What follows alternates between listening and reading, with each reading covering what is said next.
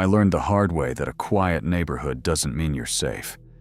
The first knock hit my front door at 3:07 a.m. 3 firm raps, like whoever it was already knew I was awake. I shot up in bed, listened, and told myself it had to be the house settling. Then it came again. 3 knocks, same tempo. Too deliberate to be wind. I live in a normal suburb outside Columbus, the kind of street that's usually dead quiet at night.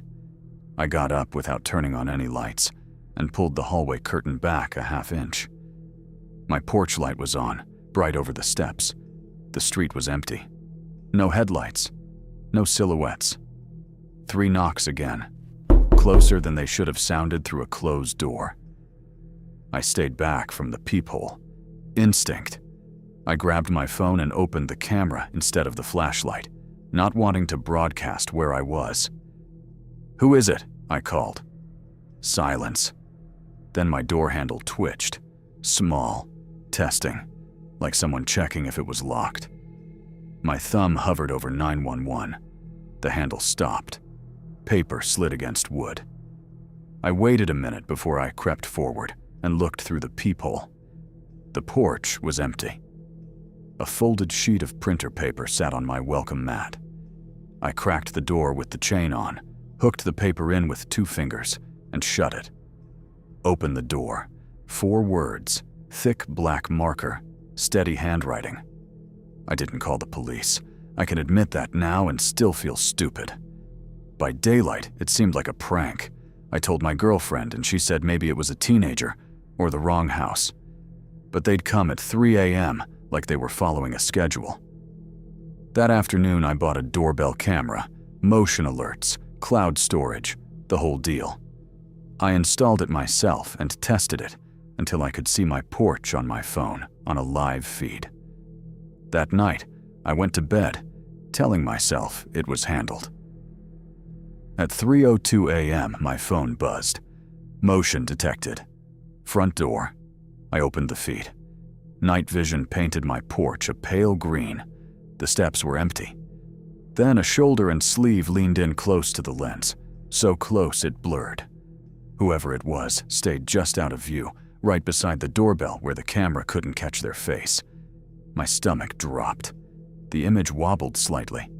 Then my phone buzzed again. Camera offline. The knocking started immediately. 3 raps. Pause. 3 raps. Perfectly timed. I grabbed the baseball bat from my closet and went to the top of the stairs, staring at the front door. My girlfriend whispered my name, scared enough that it barely sounded like her. The doorknob rattled harder now, like they were trying to force it. I called 911. While I stayed on the line, the rattling stopped. Slow footsteps crossed the porch, moving away from the door. Then they stopped in front of my living room window. My blinds were closed, but there's always a thin gap at the bottom. The strip of porch light vanished as a shadow blocked it. 3 knocks tapped the window. Not a bang, not a smash. Just patient knocks, like they had all night. I didn't move until the operator told me officers were outside. 2 cops checked the yard and porch. They found my doorbell camera in the mulch with the battery compartment open. They took the battery, one of them said. It wasn't about scaring me anymore. They took the note, made a report, and told me to call again if anything happened. The next day, I added a cheap window alarm kit and reinstalled the doorbell camera higher, angled down. I also put a small indoor camera behind the front window, pointed at the porch through a gap in the blinds. If they came back, I wanted proof. That night, I stayed awake on the couch with the bat beside me, cameras open on my phone. At 2:58 a.m., the doorbell alert hit again. The porch looked empty. Then the camera slowly tilted downward, like a hand was pushing it. The angle dropped until all I could see was my welcome mat and the bottom of my door. They were doing it on purpose. 3 loud knocks hit the door. A sneaker stepped into frame, then another. Whoever it was stood on my mat for several seconds, close enough that I could make out the tread. A note slid into view and landed flat. "I can hear you." My skin went cold. I hadn't spoken. The TV was off. I'd barely breathed. The knock stopped. For a moment there was silence. Then I heard a soft click from the front door. So quiet I wasn't sure at first. The kind of sound a lock makes when someone tests it with a key. I called 911 again, whispering, telling them I thought someone had a key to my house. The deadbolt didn't turn, but the knob did. I heard the latch click from the outside, like they were confirming what would and wouldn't open. A breathy exhale came through the door, right against the wood, like someone leaning close. Then slow footsteps walked away. The police came, checked the locks, found nothing. No pry marks, no damage. One officer asked the question I'd been trying not to think about. Could someone have a key? I didn't have an answer. The next morning, I pulled up every bit of footage the cameras had saved. It wasn't much. The night they ripped the battery out, the clip ended the second the camera went offline. But the indoor window camera had caught something I hadn't noticed in the moment. At 3:01 a.m., a figure walked up my driveway from the sidewalk. Hood up, hands in the front pocket of a sweatshirt. They didn't hesitate at all. No looking around, no checking house numbers like a lost person. They went straight to my door like they'd done it before.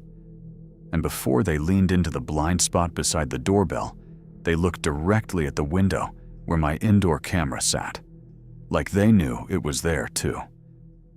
The footage wasn't clear enough to identify a face, but the body language scared me more than a clear image would have. It wasn't frantic or drunk or playful. It was calm. That afternoon, I went next door and knocked on my neighbor Mark's door. He opened the door half awake, coffee in hand. "Did you see anything last night?" I asked, trying to sound casual. He frowned. "You mean the cops?" So he'd noticed. I told him briefly about the knocking and the notes. His expression changed from curiosity to something closer to discomfort. "You're not the first one," he said. Those words made my stomach tighten.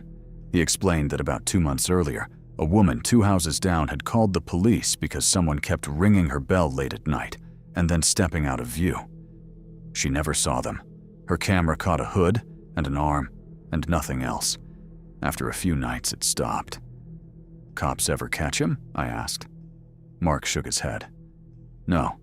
They said it was probably kids. But she didn't think so. She moved a couple weeks later." I went back home feeling like the whole street had changed shape. When the locksmith changed my locks, he'd taken the old hardware and set it on my kitchen counter while he worked. I'd watched him, but I hadn't watched every second.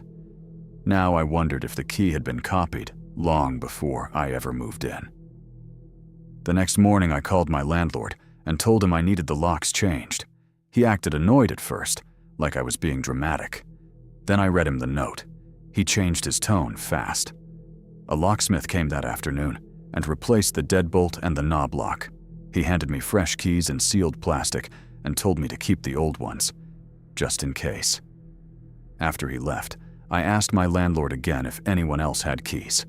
Spare sets, old tenants, maintenance. He sighed like I was being difficult. Then he admitted, "There's a lockbox in the garage with an emergency key. It's supposed to stay there."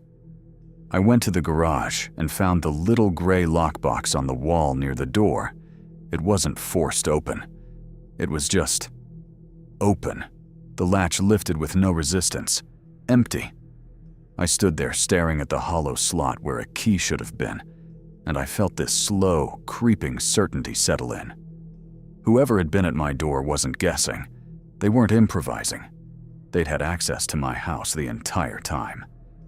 That night, I installed a motion light over the garage and another over the side gate. I just needed to feel like I was doing something besides waiting. At 2:59 a.m., the motion light on the side of the house snapped on so bright it lit up my bedroom like lightning. I rolled out of bed and grabbed my phone, bringing up the cameras. The side gate feed showed a figure at the gate, half turned away, frozen in the blast of white light. Hood up. Hands at their sides now, not in their pockets. For a second, the camera caught the outline of their head as they looked toward the house. They didn't run. They lifted one hand slowly, almost like a wave, and then stepped backward into the darkness beyond the fence, disappearing like they'd been swallowed. Then the familiar 3 knocks hit the door, measured, confident. I didn't move. I didn't speak. I just stared at the door, listening.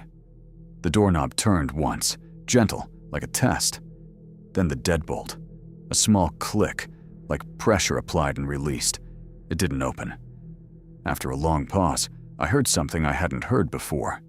A thin metallic scrape, low near the threshold, like someone sliding a piece of metal against the bottom of the door. I pictured a thin tool, a wire, something meant to reach inside.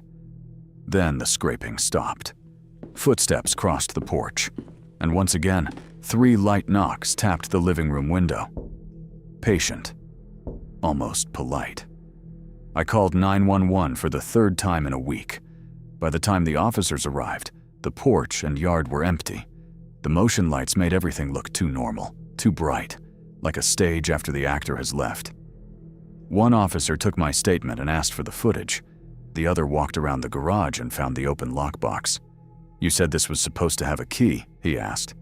"Yes." He looked at me for a moment and didn't say what we were both thinking.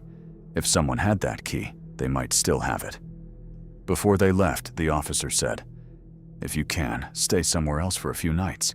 Family, friends, anywhere." I spent the next 2 nights at my girlfriend's apartment.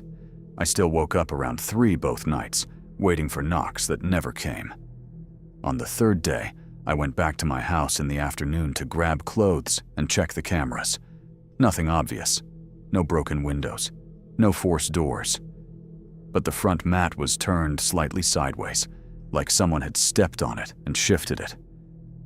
I stood in my entryway and listened. The house was silent, but it didn't feel empty anymore. It felt watched. A week went by after that. Quiet enough that my body started to unclench. Quiet enough that I caught myself thinking maybe they'd moved on. Maybe they'd gotten bored. Then I came home from work and found a small cardboard box on my porch with no return address. I hadn't ordered anything. Inside was my old deadbolt key, the one the locksmith had removed and left on the counter. It was taped to a note in the same thick black marker. "New locks don't help," and underneath, smaller, like an afterthought, "See you at 3." If you're a fan of creepy true stories, feel free to check out my playlist.